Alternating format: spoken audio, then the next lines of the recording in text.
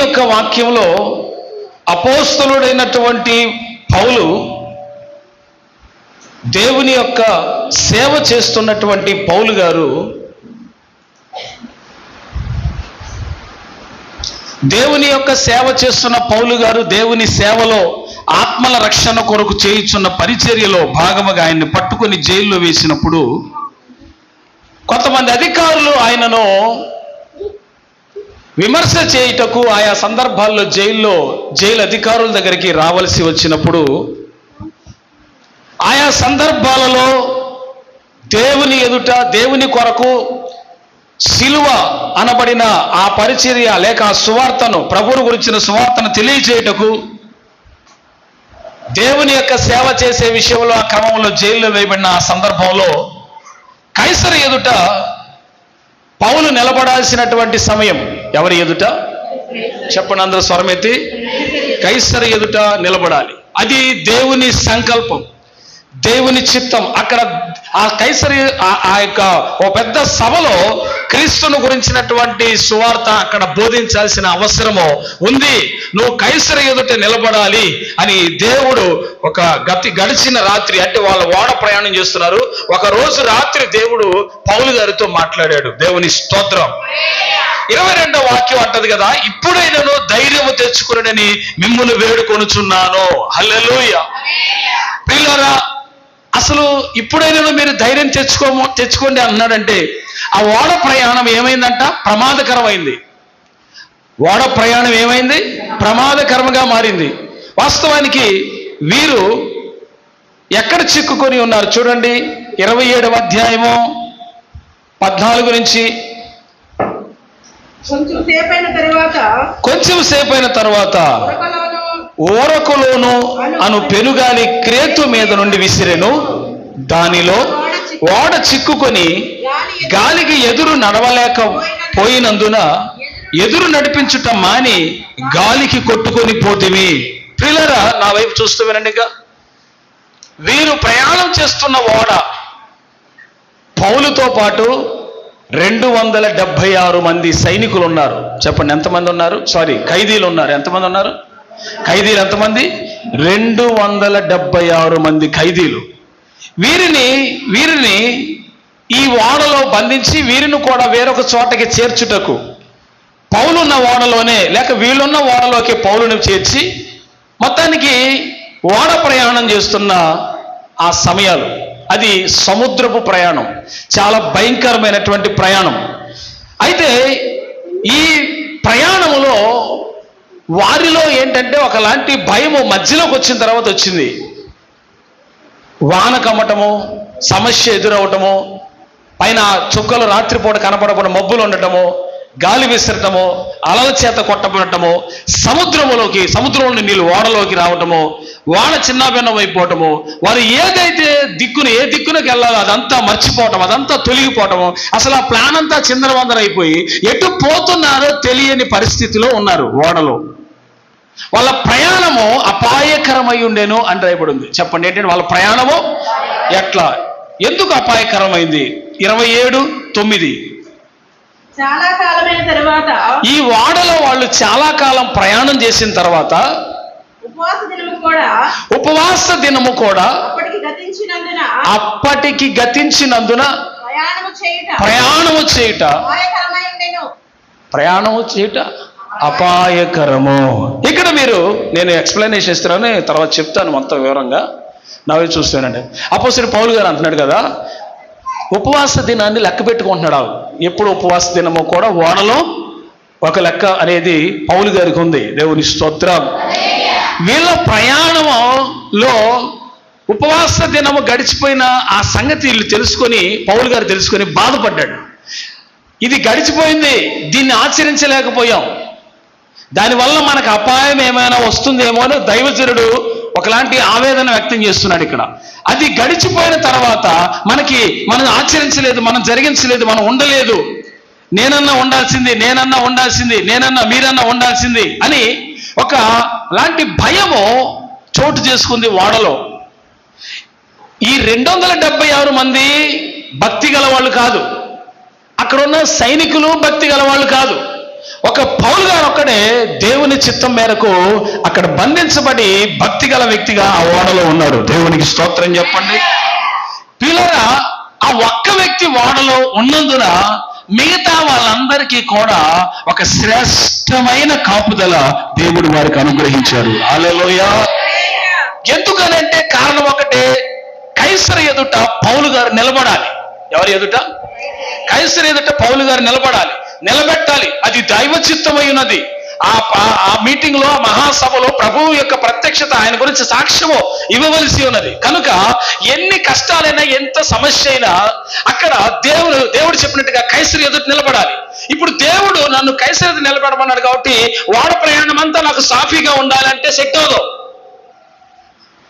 దేవుడు నువ్వేదో దేవునికి ఒక సాక్షిగా నిలబడాలి అంటే నీవు నీ విశ్వాస యాత్రలో దాన్ని పరిపూర్ణంగా ముగించాలంటే అదేమి సాఫ్ట్ కార్నర్గా ఉండదు. అనేక రకాల పరిస్థితులు, అనేక రకాల సమస్యలు, అనేక రకాల శోధనలు, అనేక రకాల వేదనలు, బాధలు, ఇరుకులు, ఇబ్బందులు అన్నీ ఉంటాయి, అన్నీ వస్తాయి పరిస్థితులు. కానీ ఆ ఓడలో పౌలుకు తోడుగా ఉన్నట్లుగా మనకి కూడా దేవుడు తోడుగా ఉండి నడిపిస్తాడు. దేవునికి స్తోత్రం కలుగునుగాక. చప్పట్లు కొడుతూ ప్రభుని మహిమపరచుదాం. బాగా బాగా కొట్టాల, ప్రభుని మహిమపరచాల, గట్టిగా స్తోత్రం చెప్పాలా. హల్లెలూయా. నీ ఆత్మీయ యాత్రలో కూడా పౌలులాగా నువ్వు ధైర్యం తెచ్చుకోవాలి. పౌలు ఇతరులకు ధైర్యం చెప్తున్నట్టుగా నీవు కూడా ఇతరులకు ధైర్యం చెప్పే వ్యక్తిగా ఉండాలి. ఇక్కడ అదే అంటాడు 22, ఇప్పుడే నేను ధైర్యం తెచ్చుకున్నాడని మిమ్మల్ని వేడుకొనుచున్నాను. హల్లెలూయా. అంటే ఇప్పుడైనా అంటే ఇంత నష్టం జరిగింది ఓడకి. ఓడలో ఉన్న ఆహారం కూడా సముద్రంలో పారేశారు. ఓడలో ఉన్న ప్రతి అనుకూలమైన పరిస్థితి ప్రతికూలంగా మారిపోయింది. ఏ పరిస్థితి కూడా అంత చెప్పుకోదగినట్లుగా లేదు. వీళ్ళ ప్రయాణము ఆద్యాంతము సంతోషకరంగా ముగిస్తారన్న ఆశ లేదు. మరి ఏమైందంటే ఆ ఓడ ప్రయాణము పౌలు గారు చెప్పినట్టు చేస్తే బాగుండేది. ఎవరు చెప్పినట్టు? నీ ఆత్మీయ యాత్రలో దైవజనుడు ఇచ్చే సలహా ప్రకారం వెళ్తున్నావా? అసలు దైవజనుడి సలహా తీసుకునే ఆ ఆలోచన ఉందా?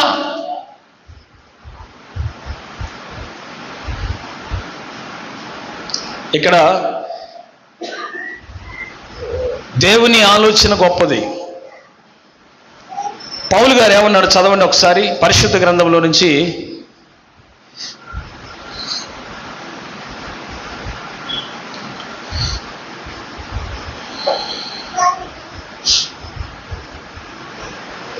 ఇరవై 27, 21. కొన్ని దినములు సూర్యుడైనను నక్షత్రములైనను కనబడక పెద్ద గాలి మా మీద కొట్టినందున ప్రాణములతో తప్పించుకుందుమను ఆశ బొత్తిగా పోయిను. మళ్ళీ చదవండి. కొన్ని దినములు సూర్యుడైనను, కొన్ని దినాలు వీళ్ళ ఓడ ప్రయాణంలో కొన్ని దినాలు సూర్యుడైనను, చంద్రుడైనను, నక్షత్రములైనను కనబడక పెద్ద గాలి మా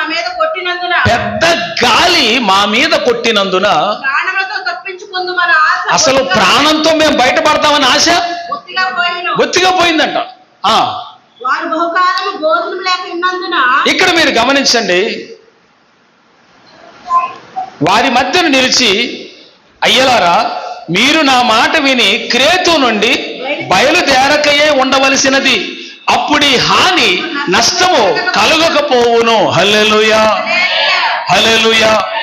ఒక శ్రేష్టమైనటువంటి ఒక మంచి మాట పౌలు గారు ఓడ బయలుదేరటానికి ముందే చెప్పాడు. ఏమని?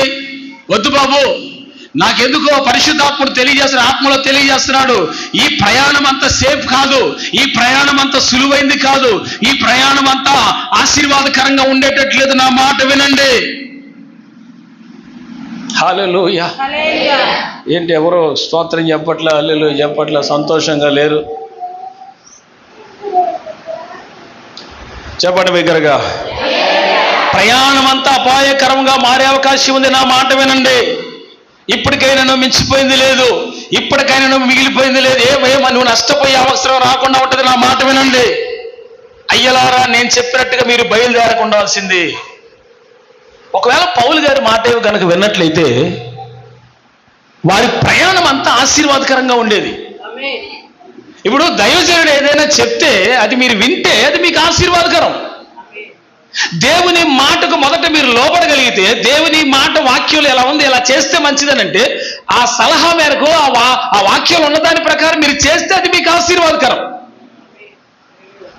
పౌలు గారు దేవుని ఆత్మ ప్రేరేపణతోనే చెప్తాడు. ఏ మాట చెప్పినా అది ఏదైనా కానీ మీరు బయలుదేరకుండానే ఉండాల్సింది. అప్పుడు వీళ్ళకి కలిగిన ఆపద అంతా ఇంత కాదు. అక్కడ ఓళ్ళలో ఉన్న వాళ్ళంతా పౌల్నే చూసుంటారు. నీ మాట ఎన్నా బాగుండేది, మేము ఈ ఘోరమైనటువంటి ఉపద్రవంలో పడిపోవాల్సి వచ్చింది. నీ మాట వింటే మేము ఎంతో సేఫ్గా ఉండేవాళ్ళు. ఇప్పుడు ప్రాణాపాయ పరిస్థితి వచ్చింది. మా ప్రాణము మాకు దక్కుతుందన్న ఆలోచన, ఆశ కూడా మాకు లేదు.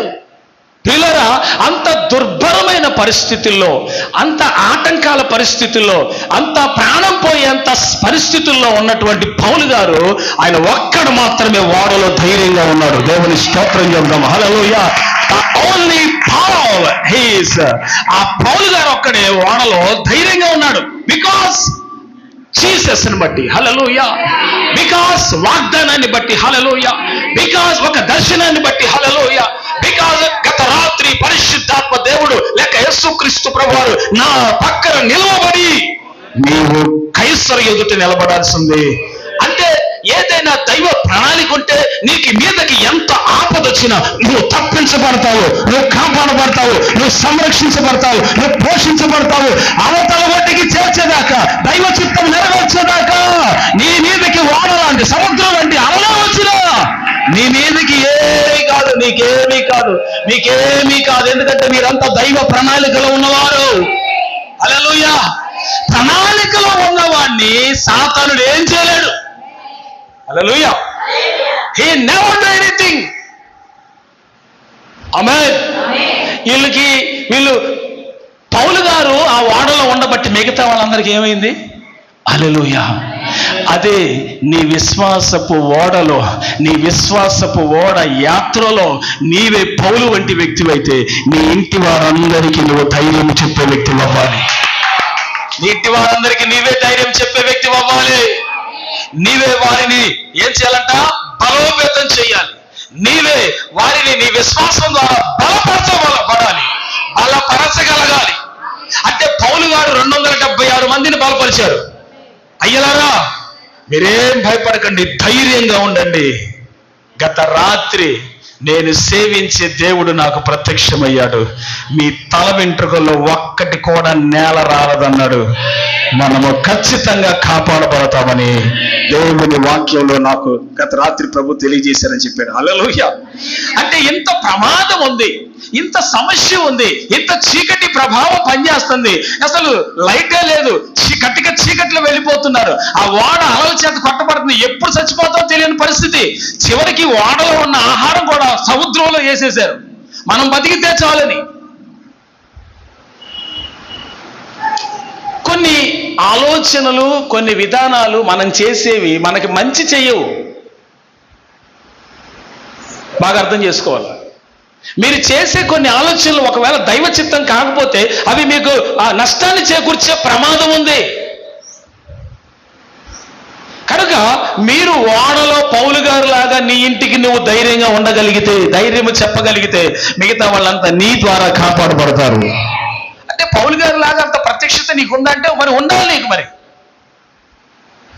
హల్లెలూయా, హల్లెలూయా. నేను మీకు చాలాసార్లు గుర్తు చేశాను, చాలా సందర్భాల్లో కూడా చెప్పాను. అయ్యలారా, ఇప్పుడైనా మీరు ధైర్యం తెచ్చుకున్నాడు. దావీదు ఎవరిని బట్టి ధైర్యం తెచ్చుకున్నాడు? అమాలేకీయులు వచ్చి తమ శత్రు, తమ బిడ్డల్ని, పిల్లలందరినీ తీసుకుని పోతే దావీదు దేన్ని బట్టి ధైర్యం, ఎవరిని బట్టి ధైర్యం తీసుకున్నాడంట? యెహోవాను బట్టి దావీదు ధైర్యము తెచ్చుకొనెను అనంది. దేవుని స్తోత్రం. నీ శ్రమలోనైనా, నీ కష్టంలోనైనా, నీ బాధలోనైనా, నీ అవమానములోనైనా నీకు నీ పక్షాన ఉండి నడిపించేది ఎవరంటే సైన్యములకు అధిపతి యెహోవా, మన ప్రభువును రక్షకుడైన యేసుక్రీస్తు వారే. Hallelujah. Jesus Christ, only the God of almighty, he will support you. Amen. Hallelujah. ఆయన నీకు సపోర్ట్ గా ఉంటాడు. దేవుని స్తోత్రం చెప్పండి.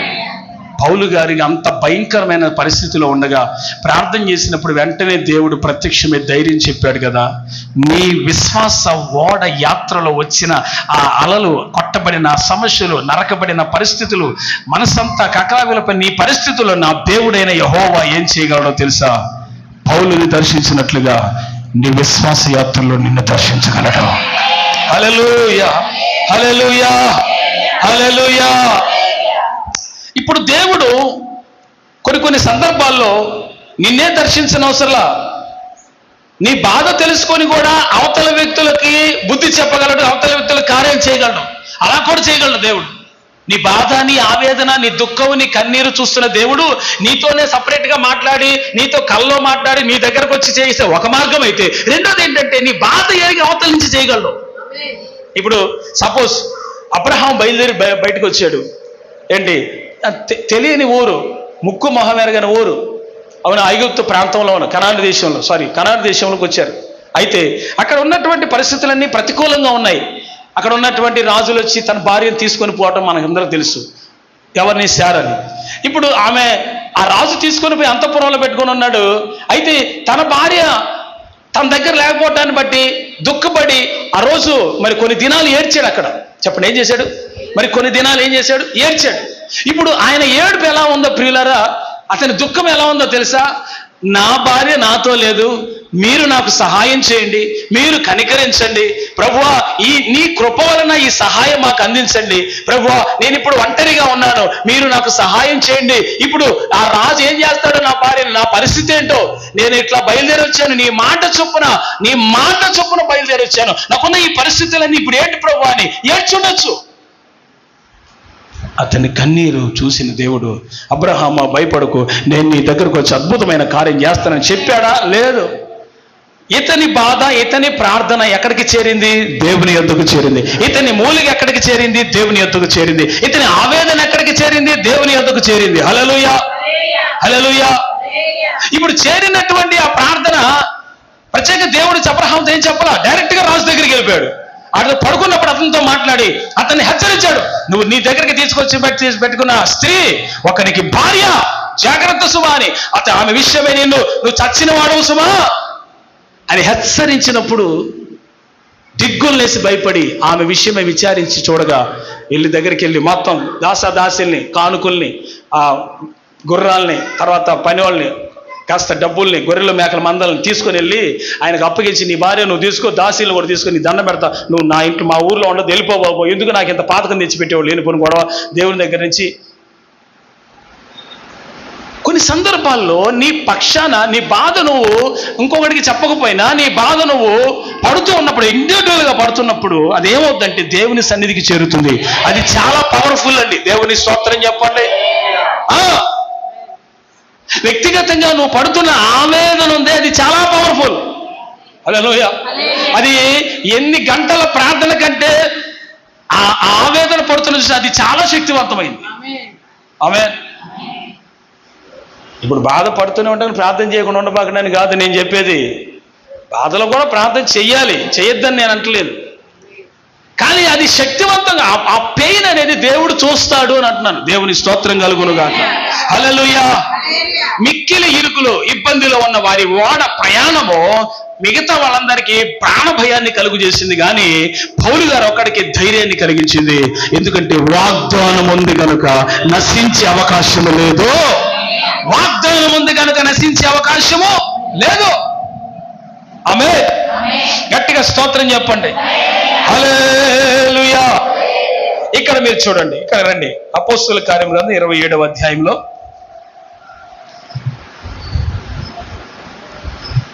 24 మరలా చదవండి.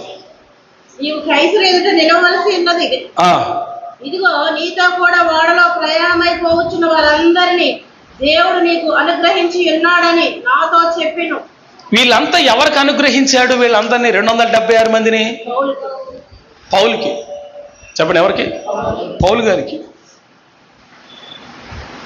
పౌలు గారికి వీళ్ళు ఏమైనా సపోర్టా? మంచి బలమైన ప్రార్థన చేసే సైన్యమా ఏంది?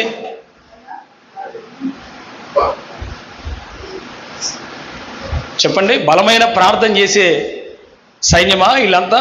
ఖైదీలందరూ పౌలుకి ఏమైనా సపోర్ట్ చేసేవాళ్ళ?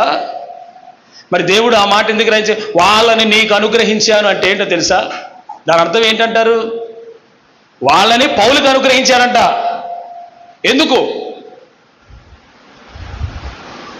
మళ్ళీ చదువుతున్నాను చూడండి. వారందరినీ దేవుడు నీకు అనుగ్రహించి ఉన్నాడని నాతో చెప్పాను. ఈ 276 మంది సైనికులు ఓడలో ప్రయాణం అయ్యి వేరొక ప్రాంతానికి, కైసరు ఉన్న ప్రదేశానికి వెళ్ళాలి.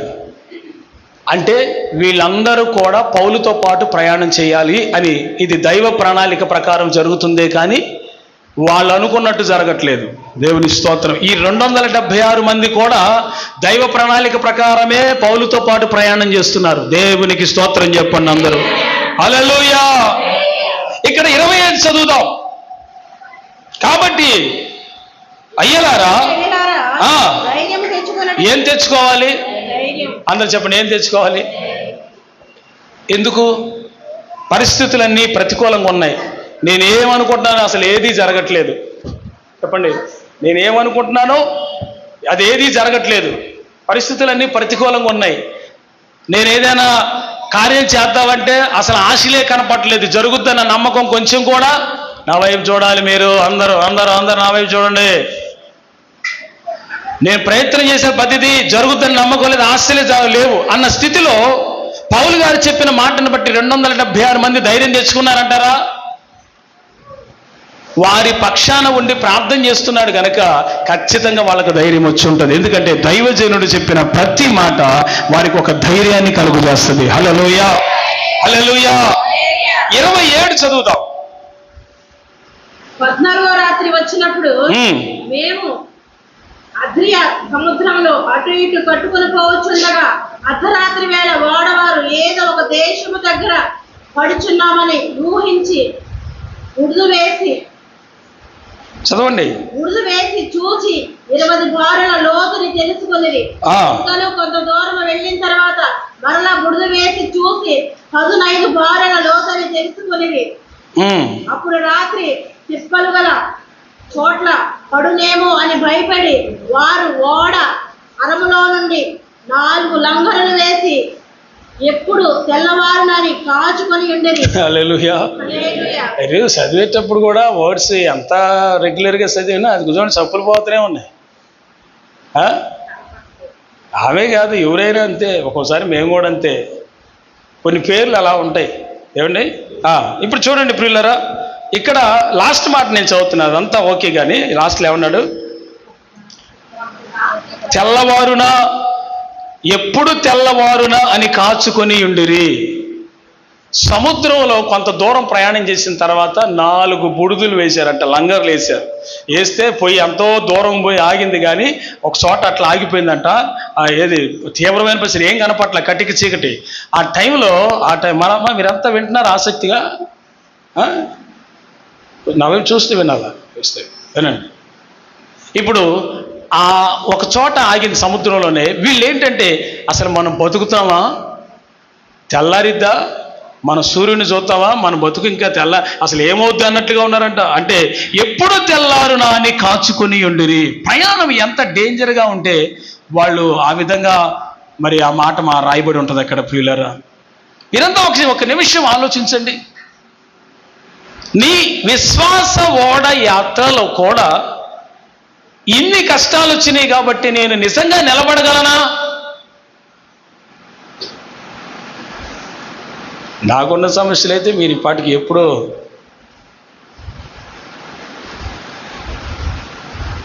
ఎంతసేటికి అంత గాలి. హల్లెలూయా.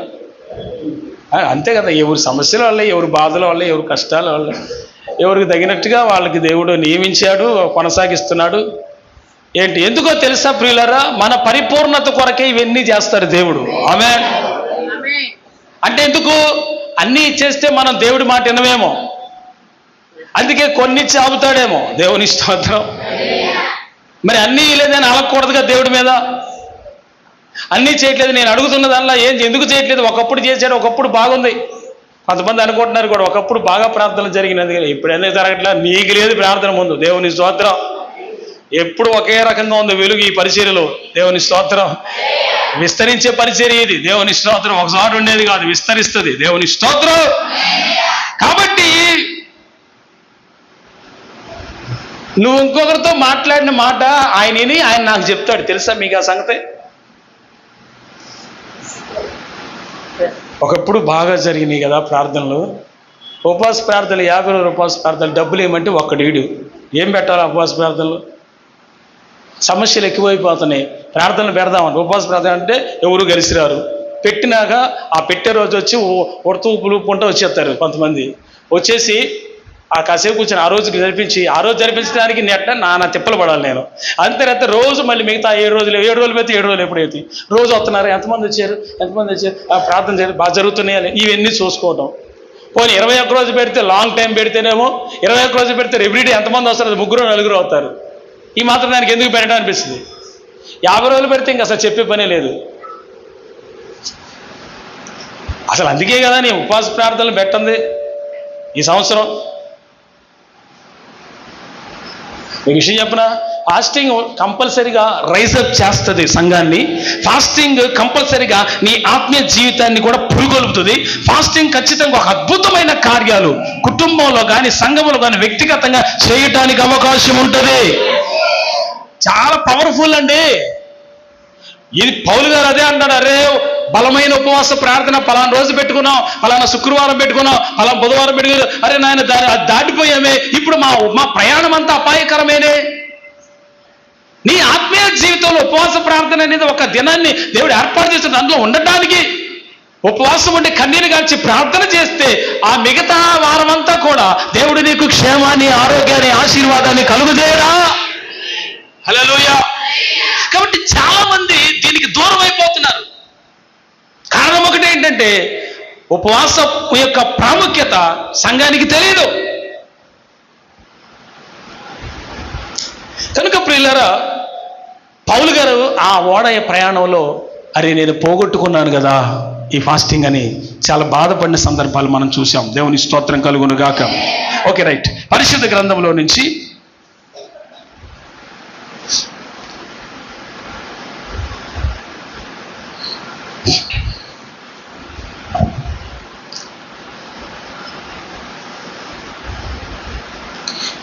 The book of Daniel.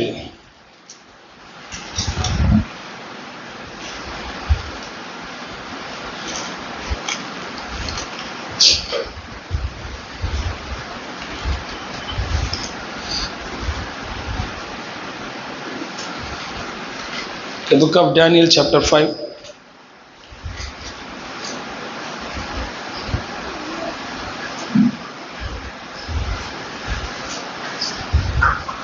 Chapter 5 verse 1, 2, 3. Raju Belshazzar తన అధిపతులలో 1000 మందికి గొప్ప విందు చేయించి ఆ 1000 మందితో కలుసుకొని ద్రాక్షారసము త్రాగుచుండెను. బెల్షెజరు ద్రాక్షారసము త్రాగుచుండగా తానును తన అధిపతులను తన రాణులను తన ఉపపత్తులను వాటిలో ద్రాక్షారసము పోసి త్రాగునట్లు తన తండ్రి నెబుకద్నెజరు యెరూషలేములోని ఆలయంలో నుండి తెచ్చిన వెండి బంగారు పాత్రను తెమ్మని ఆజ్ఞ ఇచ్చెను. అందుకు వారు యెరూషలేములోని దేవుని నివాసమగు ఆలయంలో నుండి తీసుకున్న సువర్ణోపకరములను తెచ్చి ఉంచగా రాజును అతని అధిపతులను అతని రాణులను అతని ఉపపత్తులను వాటిలో ద్రాక్షారసం పోసి త్రాగిరి. ఓకే, 5 చదవండి. వారు తాగుచుండగా ఆగడిలోనే మానవ హస్తపు వేళ్ళు కనబడి దీపము దగ్గర రాజు యొక్క నగర గోడ పోత మీద ఏదో రాత వ్రాయిచున్నట్టుండెను. రాజు హస్తము వ్రాయిట చూడగా అతని ముఖము వికారమాయెను. అతని మనస్సునందు రాజు ముఖం వికారం అయిపోయింది. అతని మనస్సునందు కలవరపడగా అతని నడుము కీళ్లు వదలి అతని మోకాళ్ళు గడగడ వణుకుచూ కొట్టుకొని చుండెను. హల్లెలూయా. నా వైపు చూస్తూ ప్రభువుకు మహిమ చెల్లించండి. హల్లెలూయా. ఇక్కడ మీరు శ్రద్ధగా ఒక మాట గమనించండి. అక్కడేమో కష్టాల్లో, బాధల్లో, ప్రయాణంలో ఇబ్బందిగా ఉన్న వ్యక్తి దగ్గర దేవుడు సహాయకుడై ఉన్నాడు. ఇక్కడేమో తాగుబోతు విందులు చేసుకున్న వాడికి దగ్గర హెచ్చరించడానికి వచ్చాడు. దేవుని స్తోత్రం చెప్పండి. ఆ వ్యక్తినేమో కాపాడుతున్నాడు, ఈ వ్యక్తినేమో హెచ్చరిస్తున్నాడు. దేవుని స్తోత్రం. దేవుని యొక్క ఉపకరణములన్నిటిలో నెబుకద్నెజరు దేవుని ఆలయంలో ఉన్న ఉపకరణములన్నీ కూడా తీసుకొచ్చి బెల్షస్సరు వాళ్ళ యొక్క రాజ్య సంస్థానంలో పెట్టినప్పుడు వాటిని తీసుకొచ్చి బెల్షస్సరు తనకు విందు చేస్తూ అవన్నీ తాగుతూ ఆ అపవిత్రమైనటువంటి ద్రాక్షారసం పవిత్రమైన ఉపకరణాల్లో పోసి ఆ మందు తాగుతూ ఎంజాయ్ చేస్తున్న ఆ సమయంలో యెహోవా హస్తం అక్కడికి వచ్చి గోడ పూత మీద రాస్తుంది. ఏమని రాసింది? ఆ హస్తం ఏమని రాశాడు అక్కడ? ఆయన చదవండి.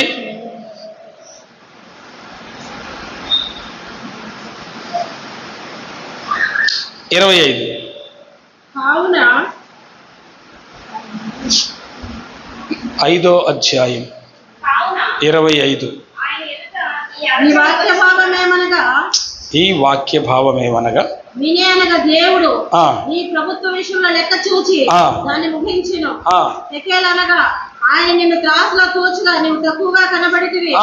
తెరస్సు అనగా నీ రాజ్యమును ఎదురు విభాగింపబడి మాదీయులకును పారసీకులకును ఇవ్వబడును.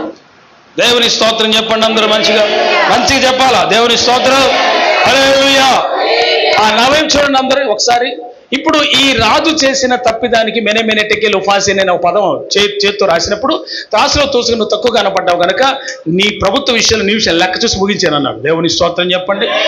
నవయం చూడండి. ఇప్పుడు ఈడు భక్తి గలవాడు కాదు కాబట్టే వీడికి శిక్ష వెంటనే వచ్చింది. అదే భక్తి గల వ్యక్తి ఓడలో కష్టాలు పడుతుంటే దేవుడు అతను వదిలేశాడా, కాపాడా? చెప్పండి.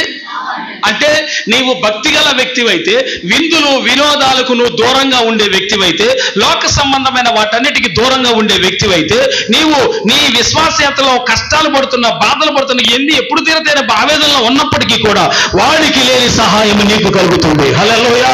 వాళ్ళకు తనకని ఆశీర్వాదం నీకు దక్కుతుంది.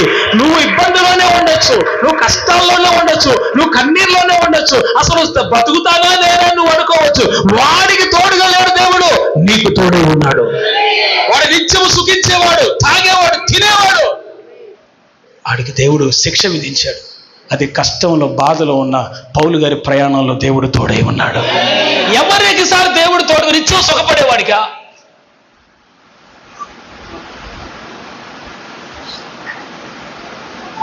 నిత్యం సుఖపడేవాడు కదా దేవుడు తోడుగా ఉంటాడా? అంటే నీకు కష్టాలు ఉన్నాయంటే ఖచ్చితంగా నిన్ను కాపాడుతానని అర్థమైపోవాలి. నీకు నిన్ను దర్శిస్తాడని అర్థమైపోవాలి.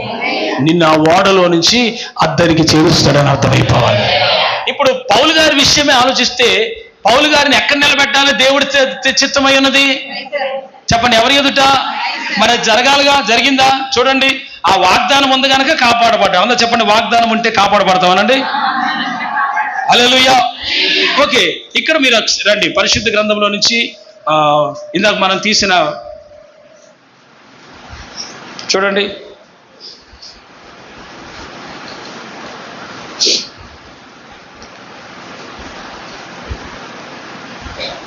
పరిశుద్ధ గ్రంథం 28వ అధ్యాయము, అపోస్తలుల కార్యం గ్రంథము.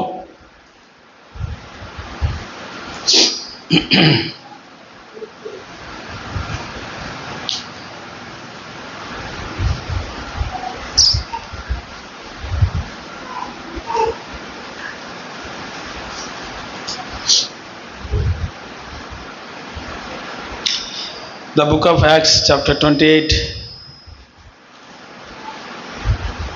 verse 4. దేవుడు ఎలా కాపాడుతాను వారిని నిలబెట్టుటకు దేవుడు సిద్ధంగా ఉన్నాడు. Can you read 28 verse 4? 3, 4, 3, 4, 5.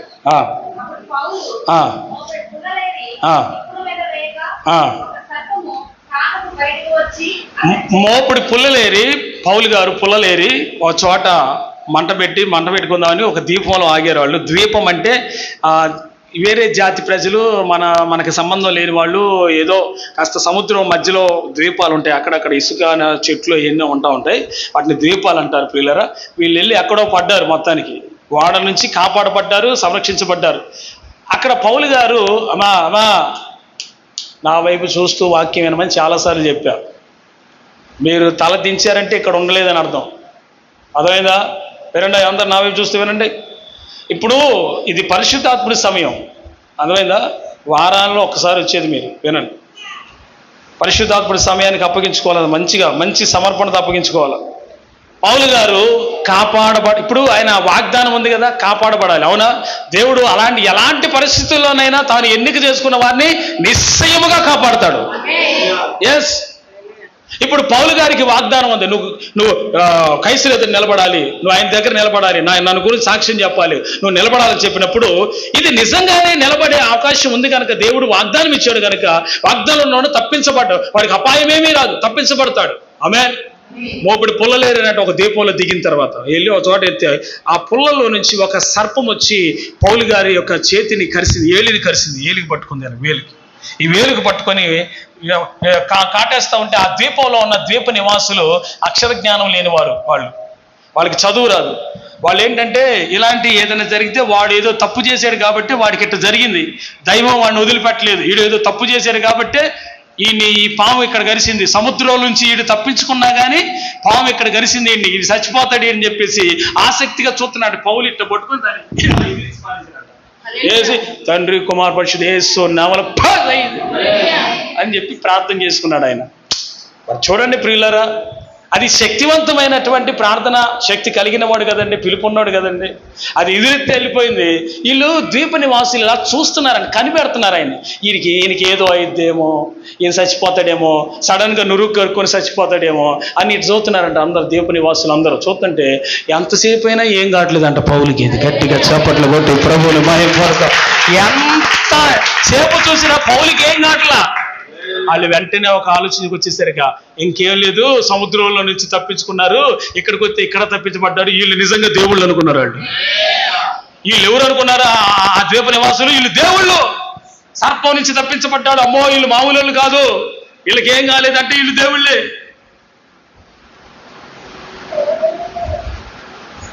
అక్కడ ఏం జరిగిందంటే 5 చదవండి. అతడైతే ఆ విష జంతువును ఎందులో జాడించాడు? నువ్వు జాడించాల్సింది ఎవరినో తెలుసా? సైతాను గాని. దేవుని స్తోత్రం చెప్పు. హల్లెలూయా. నువ్వేం జాడించాలి? మనుషుల్ని జాడించటం, మనుషుల మీద వ్యతిరేకంగా మాట్లాడటం కాదు. నువ్వు చేయాల్సింది ఏంటంటే సైతాను గాని జాడించు ముందు. దేవుని స్తోత్రం చెప్పు గట్టిగా. హల్లెలూయా. ఆ తర్వాత ఏమైందండి? ఏ హానియు 6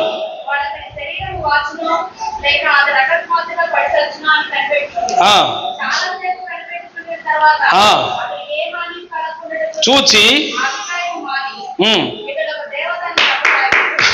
వీళ్ళు ఏం చేశారంట? ఈయన ఒక దేవత, ఈయన ఒక దేవుడు. వాళ్ళకి తెలీదు మనుషులు దేవుళ్ళు ఎట్టవుతారు.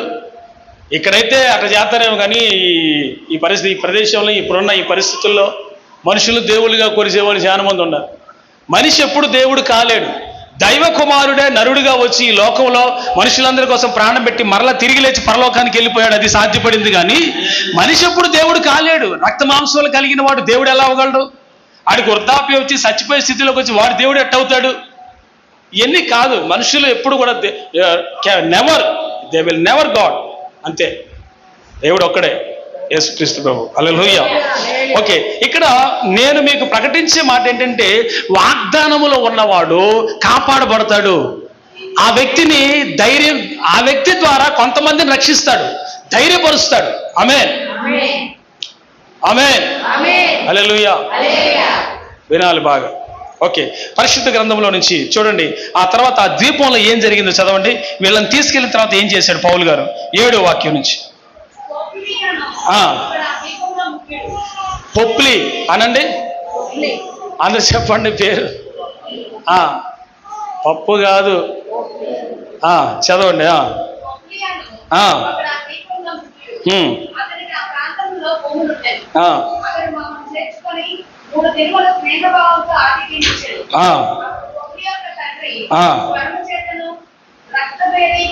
అంటే బీపీ. పౌలు అతని దగ్గరికి వెళ్ళి ప్రార్థన చేస్తే చేతులుంచి స్వస్థపరిచాను. ఇది చూచి ఓకే, హల్లెలూయా. మరియు ఆ. వారు అనేక సత్కారములతో మమ్మల్ని మర్యాద చేసి మేము ఓడ ఎక్కి వెళ్ళినప్పుడు మాకు కావాల్సిన వస్తువులు తెచ్చి ఓడలో ఉంచి. దేవుని స్తోత్రం చెప్పండి. ఏ అపాయం వలనైతే తమ ఆహారాన్ని ఓడలో దించి సముద్రంలో పారేశారో, పౌలును బట్టి, పౌలు స్వస్థతలు చేసిన దాన్ని బట్టి, పౌలు అద్భుతాలు జరిగించిన దాన్ని బట్టి అక్కడ ఉన్న ద్వీప నివాసులు తిరిగి ఓడలోకి మరలా ఆహారం పంపించారు. దేవుని స్తోత్రం చెప్పండి. తన వారిని ఎలా కాపాడుకోవాలో దేవుడికి తెలుసు. కొన్ని అద్భుతాలు ఆ ద్వీపంలో జరిగాయి. ఈ అద్భుతాలు జరిగిన తర్వాత, స్వస్థతలు జరిగిన తర్వాత వాళ్ళు ప్రేమతో పౌలుతో పాటు ఉన్న వాళ్ళందరికీ సహాయపడ్డారంట. దేవునికి స్తోత్రం. మామూలు విషయం కాదండి ఇది. 276 మందితో పాటు సైనికులు, పౌలు గారు వీళ్ళందరికీ ఏం పెట్టాలా? ఆతిథ్యం చేశారు. వాళ్ళు ఓడలో వాళ్ళకి కావాల్సిన ఆహారం మొత్తాన్ని ఇచ్చారు. కొన్ని అద్భుతమైన కార్యాలు జరుగుతాయి రానున్న దినాల్లో. భయపడకండి, దిగులు చెందకండి. మనం చేసే ప్రార్థనలకి విస్తారమైన ప్రతిఫలం రాబోతుంది. గట్టిగా స్తోత్రం చెబుదాం. హల్లెలూయా, హల్లెలూయా. ఓకే, పరిశుద్ధ గ్రంథంలో నుంచి అదే మాట అప్పగించబడ్డాడు కదా, చూద్దాం. 28వ అధ్యాయము 17.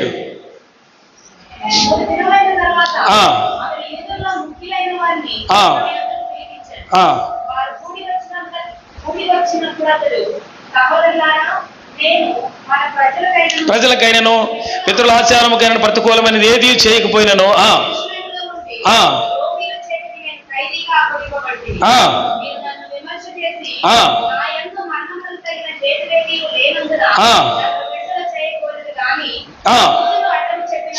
యూదులు అడ్డం చెప్పినందున నేను కైసరు ఎదుట చెప్పుకొందుననవలసి వచ్చెను. హల్లెలూయా. ఇప్పుడు ఏదైతే పౌలు గారు ఎవరి దగ్గరికైతే వెళ్ళి విచారం చేయాలి, ఎక్కడికైతే వెళ్ళి మహాసభ ఎదుట సాక్ష్యం చెప్పాలని దేవచిత్తముందు దాన్ని నెరవేర్చాడు. అక్కడ నిజంగానే జరిగింది. అది ప్రభువుని గురించి గొప్ప సాక్ష్యాన్ని అక్కడ చెప్పడం జరిగింది. హల్లెలూయా చెప్పండి బిగ్గరగా. మీరు అదే మాట చూడండి ఇక్కడ పరిశుద్ధ గ్రంథంలో నుంచి రోమీయులకు రాసిన పత్రిక. Please open it. రోమన్స్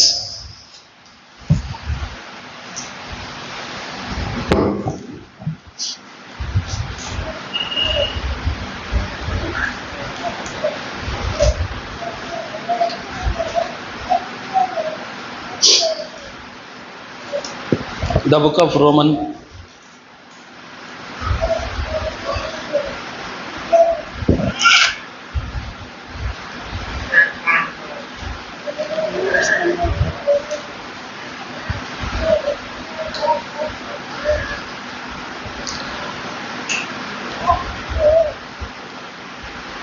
పన్నెండవ అధ్యాయం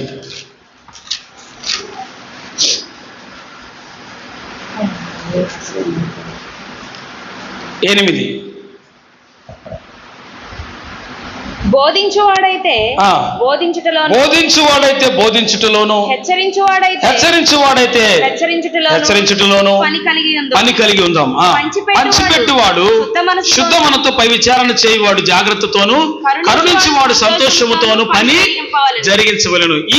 ఇది ఎందుకు చదివించారంటే, పౌలు గారి పని ఏంటి? దేవుని యొక్క సువార్త అన్ని జనుల మధ్యలో చెప్పాలి. దేవుని సువార్త తెలియని వాళ్ళ మధ్యలో చెప్పాలి. బోధించేవాడి పని బోధించే పనిలో ఉండాలి. దేవుడు అప్పగించిన పని విషయంలో నమ్మకంగా ఉండాలి అనే ఒక మంచి సమర్పణ కలిగిన వాడు కనుకనే ఎన్ని కష్టాలు వచ్చినా, ఎన్ని కన్నీళ్ళు వచ్చినా, ఎంత ఓడ ప్రమాదమే జరిగినా, ఎంత ద్వీపంలో అంటే ద్వీపవాసం దగ్గరికి వెళ్ళి ఇబ్బందులే పడ్డా, ఎంత ఆటంకాలే వచ్చినా కానీ ఏం చేశాడంట? చివరికి తన మాట ఏదైతే ఉందో ఆ మాట ప్రకారం దైవ చిత్తాన్ని నెరవేర్చడానికి బోధించేవాడు ఖచ్చితంగా బోధించాలి, పనిచేసేవాడు పనిచేయాలి, హెచ్చరించేవాడు హెచ్చరించాలి. కనుక ఈ సమర్పణ కలిగిన వాడు కనుక ఎన్ని శ్రమలు వచ్చినా కైసరు ఎదుట నిలబడటానికి ఒప్పుకున్నాడు. దేవుని స్తోత్రం. అంటే దైవ చిత్తాన్ని చేయాలి, ఏదైనా దైవ చిత్తాన్ని చేయాలి. దేవుడి ఉద్దేశం దైవ చిత్తాన్ని చేసే విషయంలో ఎంత ఆటంకాలు ఉన్నా రాని, కానీ అదే చేయాలి. నేను ప్రకటించేది సువార్త కనుక దీని మీద ఆసక్తి కలిగి ఇది చెయ్యాలి. ఒక మాట ఏదన్నా పౌలు గారు దేవుని యొద్ద నుంచి తీసుకుంటే దాని నుంచి తప్పిపోడు అన్నటికి. ఆమేన్. దేవుని యొద్ద నుంచి తీసుకుంటే అది తప్పిపోడు అన్నటికి చేయటానికి, ఆ చేసే విషయంలో వెనకాడు. హల్లెలూయా. సో ఈ మాట మీ దృష్టికి తీసుకొచ్చాను. ప్రియులారా, చూడండి పరిశుద్ధ గ్రంథంలో నుంచి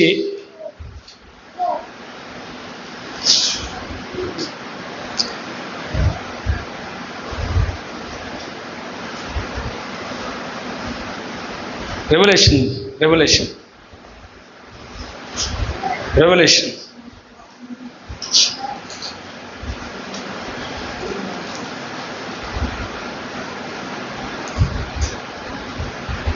సార్వత్రిక సంఘం అంతటికీ కూడా అద్భుతమైన ఆశీర్వాదకరమైన భవిష్యత్తును తెలపడానికి పద్మాసు దీవుల్లోకి వెళ్ళిపోయి పరవాసిగా ఉండి దైవ చిత్తాన్ని చేయడానికి తను తాను నలగొట్టుకోవడానికి కూడా ఏమాత్రం వెనకాడకుండా చచ్చిపోయే పరిస్థితిలో వచ్చిన దేవుని కోసం నిలబడ్డాడు యోహాను గారు. దేవుని స్తోత్రం. ఇప్పుడు అక్కడ మీరు చదివితే పరిశుద్ధ గ్రంథంలో నుంచి చూడండి, యోహాను రాసిన మొదటి అధ్యాయము, ప్రకటన గ్రంథంలో మొదటి అధ్యాయము 1 నుంచి చదువుదాం. యేసుక్రీస్తు తన దాసులకు కనపరచుటకు దేవుడు ఆయనకు అనుగ్రహించిన ప్రత్యక్షత. ఈ సంగతులు మళ్ళీ చదవండి. యేసుక్రీస్తు తన దాసులకు కనపరచుటకు దేవుడు ఆయనకు అనుగ్రహించిన ప్రత్యక్షత. చాలా ఎవరికైనా అర్థమైందా?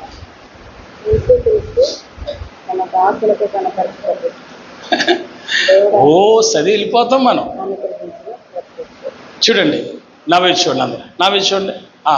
ఇంటికి వెళ్ళాక ఆ వాక్యాన్ని బాగా నెమరు వేయండి, జల్లెడ వేయండి. ఓకేనా? ఇప్పుడు ఎట్లాగో కీ ఇస్తా కదా, దాన్ని బట్టి జల్లెడ వేసుకోండి. పిల్లరా, యేసుక్రీస్తు తన దాసులకు కనపరుచుటకు, ఇప్పుడు మీరు ప్రకటన గ్రంథం అనేది దైవ ప్రత్యక్షతల గ్రంథం. హల్లెలూయా. దర్శనముల గ్రంథం, ప్రవచనముల నెరవేర్పు గ్రంథం, జరగబోయే విషయాలని రాసిన గ్రంథం, జరిగినవి కూడా చెప్పబడింది. హల్లెలూయా. అంటే వర్తమాన భూత భవిష్యత్తు కాలంలో జరిగిన విషయములన్నీ కూడా, జరగబోయేవి కూడా, అంతకుముందు జరిగినవి కూడా, జరుగుతున్నవి కూడా ఇందులో రాయబడ్డాయి, పొందుపరచబడి ఎలా దర్శన రీతిగా, ఆమె ప్రభు స్వరం ద్వారా మాట్లాడే రీతిగా కనుపరిచిన విధంగా, ఆమె కనుపరిచిన విధంగా. అంతేగాని ఊహించి ఏదో అట్ట జరిగింది, ఇది తీసుకొచ్చి అడ్డు పెడదాం, అది తీసుకొచ్చి ఇటు పెడదాం, ఏదో ఊహించి రాసిన గ్రంథాలు కాదు ఇది. డైరెక్ట్ గా యోహాను గారికి కనుపరిచినది. దేవుని స్తోత్రం. ఆమేన్. ఓకే, కనపరుచుటకు దేవుడు ఆయనకు అనుగ్రహించిన ప్రత్యక్షత. ఎవరికి అనుగ్రహించాడు ఈ ప్రత్యక్షత? మీకు అర్థం కావాలి. ఇప్పుడు యేసయ్యకే గట్టిగా చప్పట్లు కొట్టి ప్రభువుని. ప్రత్యక్షతలు ఊరికే రావండి. దేవుడు ఆయనకంటే యేసుక్రీస్తు ప్రభు వారికి ఆయన శిష్యులకు ఇవ్వవలసినటువంటి ప్రత్యక్షతలు ఏవైతే ఉన్నావో అవి మొదట యేసుక్రీస్తుకు తండ్రి ఇచ్చాడంట.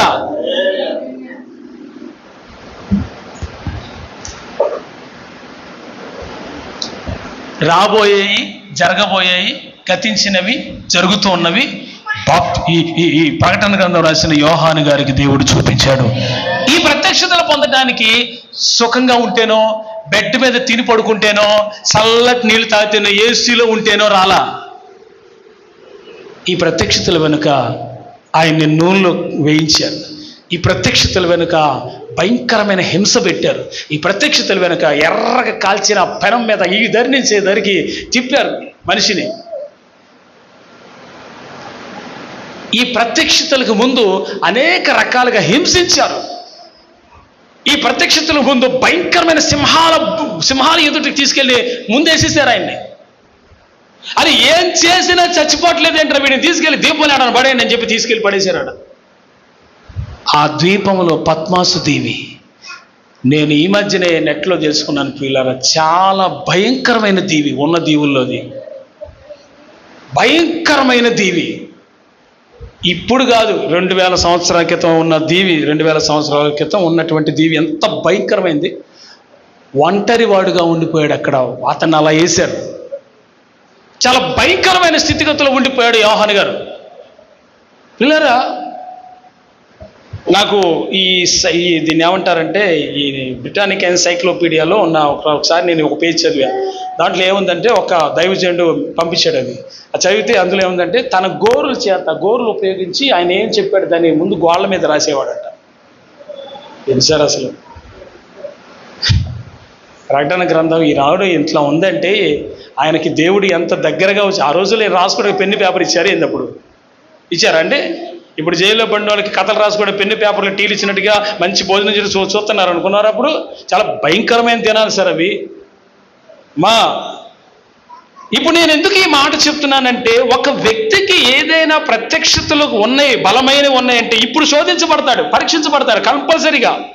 రాబోయే మహిమ గల సేవ, రాబోయే మహిమ గల దీవెనలు, రాబోయే నెరవేర్చబడబోయే వాగ్దానాలు ప్రశస్తమైనవి, బలమైనవి అయితే ఇప్పటి నుంచి నలగొట్టుకొని తీసుకొస్తాడు దేవుడు. ఇప్పుడు ఈయన పొందబోయే ప్రత్యక్షతలు అమూల్యమైనవి. ఈయన పొందబోయే ప్రత్యక్షతలు ప్రపంచం మొత్తానికి రాబోయే కాలానికి ఏం జరుగుతుందో చెప్పేవి. అంటే వర్తమాన భూత భవిష్యత్ కాలంలో ఉన్న సంగతులు బయలుపరచబడే ఒక గొప్ప సమయం అది ఆయనకి. హల్లెలూయా.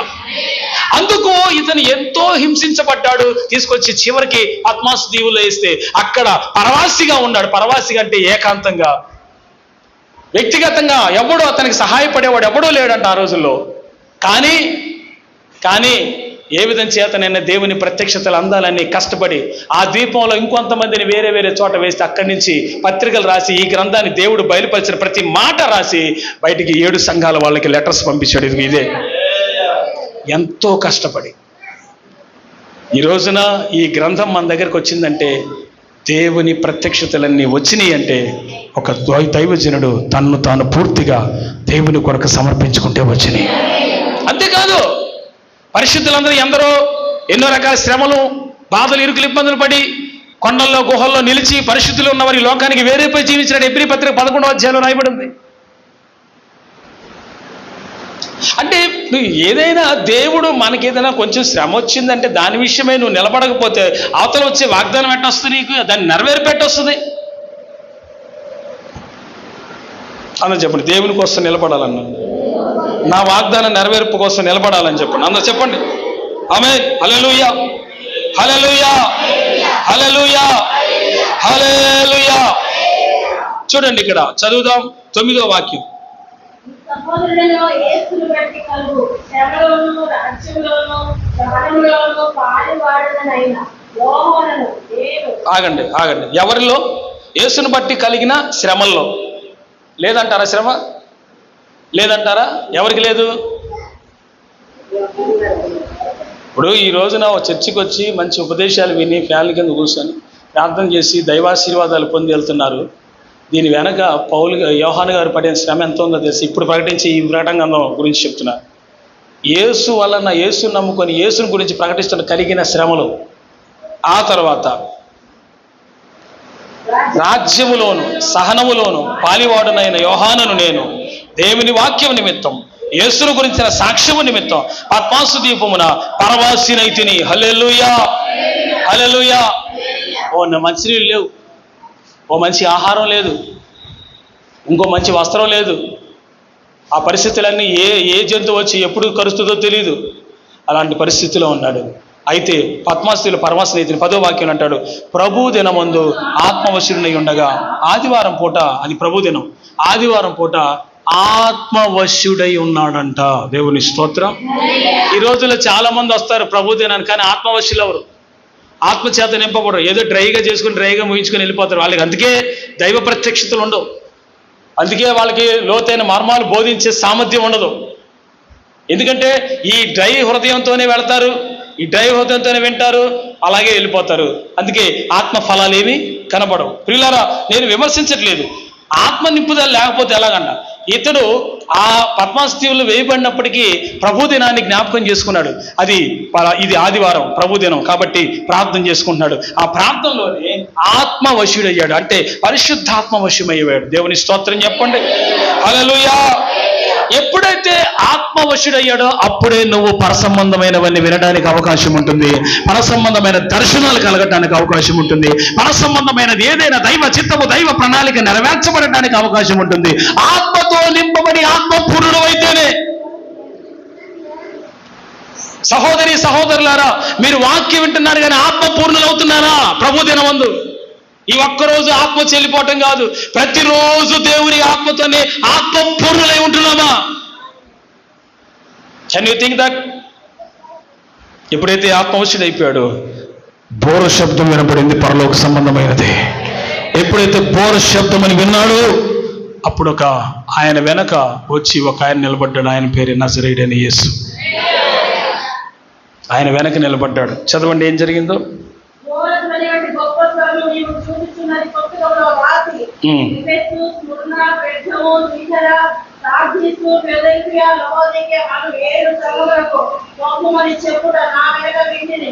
చాలు చాలు చాలు చాలు చాలు.